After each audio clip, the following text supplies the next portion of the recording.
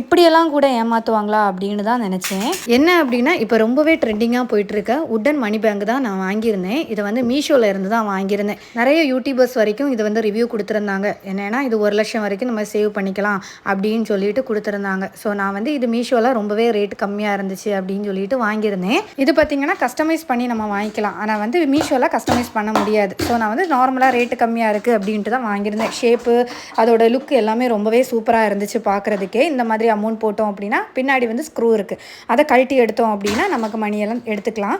இது பார்த்திங்க அப்படின்னா கான்செப்ட் வைஸ் ரொம்பவே நல்லா இருக்குது. என்னென்னா நம்ம உள்ளாடி வந்து அமௌண்ட் போட போட இதில் ஒவ்வொன்றா கட் பண்ணிவிட்டு ஃபைனலாக பார்க்கும்போது 1,00,000 இருக்கும் அப்படின்னு தான் இதில் மென்ஷன் பண்ணியிருக்காங்க. சரி அப்படின்னு சொல்லிட்டு நான் இதை கவுண்ட் பண்ணி பார்க்கலாம் எவ்வளோ ரூபா அப்படின்னு சொல்லிட்டு தான் நான் எல்லாமே கவுண்ட் பண்ணி பார்த்தா மொத்தமாகவே இதில் இருக்கிறது பார்த்திங்கன்னா 53,400 அவ்வளோதான் இதில் மொத்தமாகவே இருக்குது. ஆனால் இதில் மென்ஷன் பண்ணியிருக்கிறது 1,00,000 அப்படின்ட்டு. ஸோ ஏன் தான் இப்படி ஏமாத்துறாங்கன்னு தெரியலை. நான் அதனால் ரிட்டன் போட்டேன். நீங்கள் வாங்குறதா இருந்தால் பார்த்து வாங்கி